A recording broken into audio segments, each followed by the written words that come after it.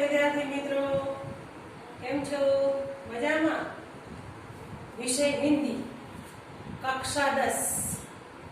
आज हम कक्षा 10 हिंदी का 10वां पाठ करेंगे, जीने की कला એટલે કે જીવવાની કળા। તો આ પાઠનો સારાંશ શું છે ખબર છે તમને? ટૂંકમાં કહી દઉં કે માણસે કેવી રીતે જિંદગી જીવવી જોઈએ। તો કહેવામાં આવે છે કે કાંઈ પણ તમને તમારા જીવનની અંદર કાંઈ પણ પ્રોબ્લેમ આવે, દુઃખ આવે, ગમે એ હોય છતાંય તમારે નિરાશ ન થવાનું અને હસતા હસતા જીવવાનું। તો સાવ સરળ પાઠ છે। पाठ 10 जीने की कला। लेखक का नाम है मौलाना अबुल कलाम आजाद। परिचय। जाने माने शिक्षाविद चिंतक मौलाना अबुल कलाम आजाद स्वतंत्र भारत के प्रथम शिक्षा मंत्री थे। वे प्रखर विद्वान एवं अरबी फारसी के ज्ञाता थे। साहित्य के क्षेत्र में आप ललित और चिंतनात्मक श्रीमंत लेखक के रूप में जाने जाते हैं। आपकी दृष्टि से मनुष्य सर्वश्रेष्ठ प्राणी है, जिसे अन्य सजीवों से अलग तरह से रहना चाहिए। जीने की कला एक आवश्यक कला है। व्यक्ति को इस कला से भली भांति परिचित होना चाहिए। उसे चाहिए कि जीवन को भली भांति जिए, मरते मरते नहीं जीना चाहिए और मृत्यु के बारे में कभी सोचना ही नहीं चाहिए। हमारे जीवन में हरियाली की आवश्यकता है, सूखेपन या बंजरता की नहीं। खिले हुए पुष्प, बहते झरने, गाते पंछी, बहती हवा आदि को देख मनुष्य प्रसन्नता का अनुभव करता है। वस्तुतः हमारे धर्म, दर्शन और अध्यात्म के गहन दर्शन ने मनुष्य की अनावश्यक गंभीर और कृत्रिम बना दिया है, उसे सहज नहीं रहने दिया। जीवन का लक्ष्य आनंद की प्राप्ति करना होता है, जिसे सिद्ध करने में ही लगे रहना चाहिए। कि खरेखर जीवन लक्ष्य શું હોય કે જીવન આનંદથી પ્રાપ્ત કરીએ, दुखी થઈને नहीं। पाठ। लोग सदा इस खोज में लगे रहते हैं कि जीवन को बड़े बड़े कामों के लिए काम में लाए, मगर वे यह नहीं जानते कि यहाँ सबसे बड़ा काम खुद जीवन है। अर्थात जीवन को हंसी खुशी में काट लेना चाहिए। यहाँ इससे ज्यादा सरल कोई काम नहीं है कि मर जाइए, और इससे ज्यादा विकट काम कोई नहीं है कि जीते रहिए। जिसने यह मुश्किल कर दी, उसे जीवन की सबसे बड़ी बुद्धि सुलझा ले। लेखक શું કહે છે કે બધા એવી શોધમાં હોય છે કે પોતે જીવનમાં આવ્યા છે તો કંઈક એવું સરસ મોટામાં મોટું કામ કરીને જાય, પણ એ લોકોને એ ખબર હોતી નથી કે ખરેખર મોટામાં મોટું કામ શું છે? જીવન જીવવાનું। સૌથી સરળ કામ છે મરી જવાનું, મૃત્યુનું, અને સૌથી અઘરું કામ છે જિંદગી જીવવાની, કે હસતા હસતા જિંદગી જીવવાની। એ જ કામ છે કે એ મુશ્કેલ હલ કરી દે तो बधी समस्या समस्या सुलझावी लीधी। मेरा ख्याल है प्राचीन चीनियों ने जीवन की समस्या को ठीक समझा था। एक प्राचीन चीनी वाक्य में पूछा गया है, दुनिया में सबसे बुद्धिमान आदमी कौन है?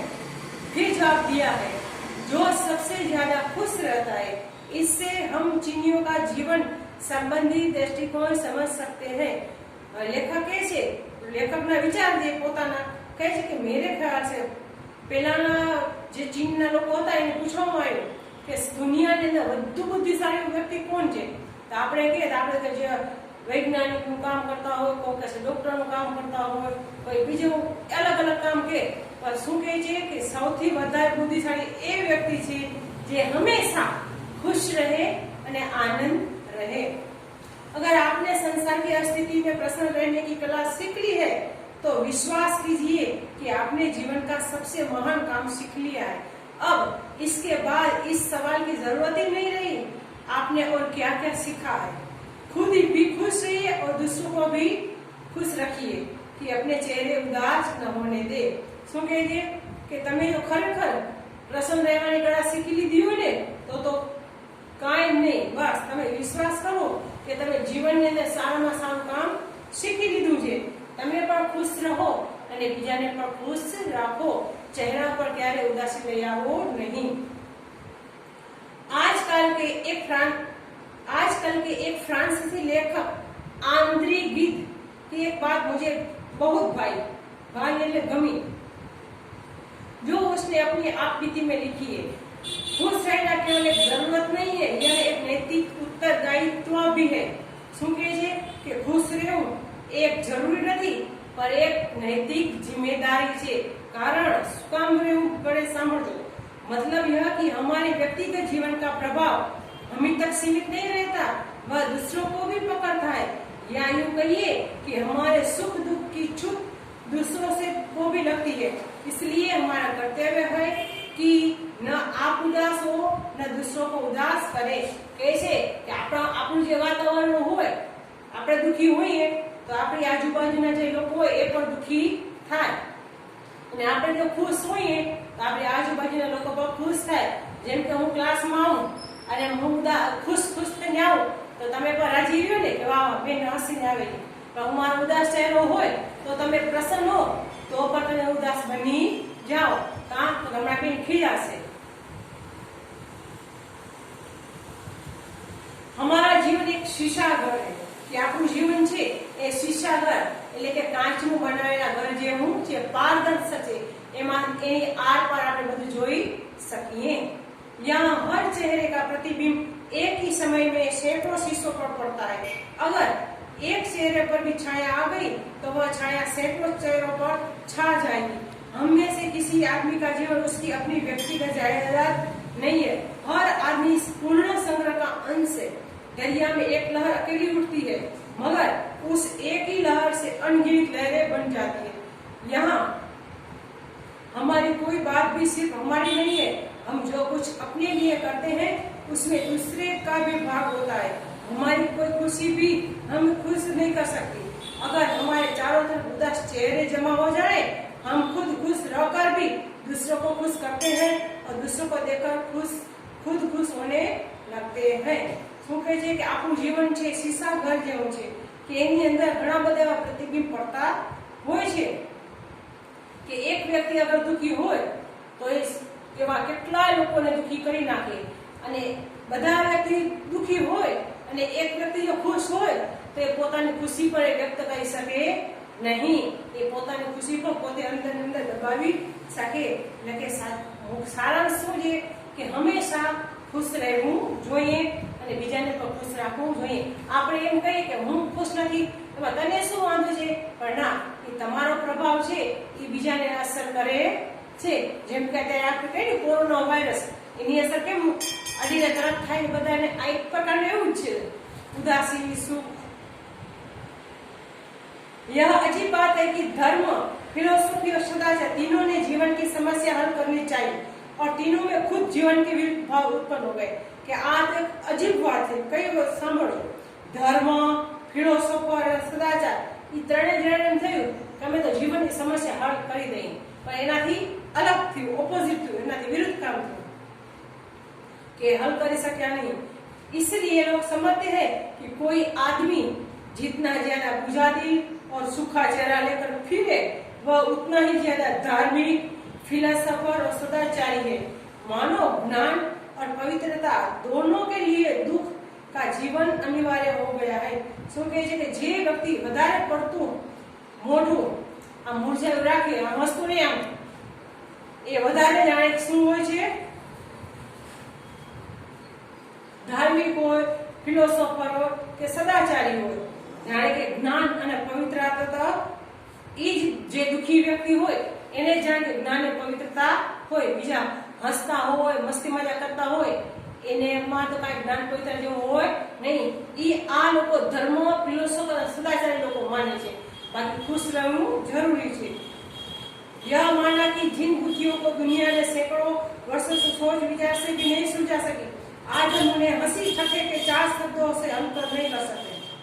કે સાંભળો કે જે સમસ્યા દુનિયાના કેટલાય વર્ષો સુધી વિચારો, સોચ વિચારવાળાએ ન સુધારી અને આપણે શું હસી મજાકમાં સુધારી सकता नहीं.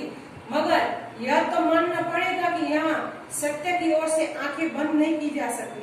कि પણ એ તો માનવું જોશે કે ખરેખર સાચું શું છે, ખુશ રહીએ તો જ સમસ્યા હલ થાય, એટલે કે એને તો આપણે સ્વીકારવું જ પડશે, એનાથી આપણે દૂર જઈ શકશું નહીં સત્યથી। एक भक्त, एक साधु, एक फिलोसोफर का सूखा चेहरा बनकर हम उस चित्र में नहीं खप सकते जो प्रकृति के विश्वकर्मा हाथों ने यहाँ खींच दिया है। जिस चित्र में सूरज का શું કે છે, એક ભક્ત, એક સાધુ અને ફિલોસોફર પોતાનો ચહેરો ઉદાસ થઈને ફરે એ નહીં, તો ખરેખર શું છે, કેવી રીતે કે जिस चित्र में सूरज का चमकता हुआ मस्तक, चांद का हंसता हुआ चेहरा, तारों की झलमलाती हुई आंखें, पेड़ों का नृत्य, पंछियों का संगीत, बहते हुए पानी की तरंगे, खिलते हुए फूलों की बहारें अपनी शोभा दिखा देती है, वहाँ हम एक बुझे हुए दिल और सूखे हुए चेहरे के साथ स्थान नहीं पा सकते।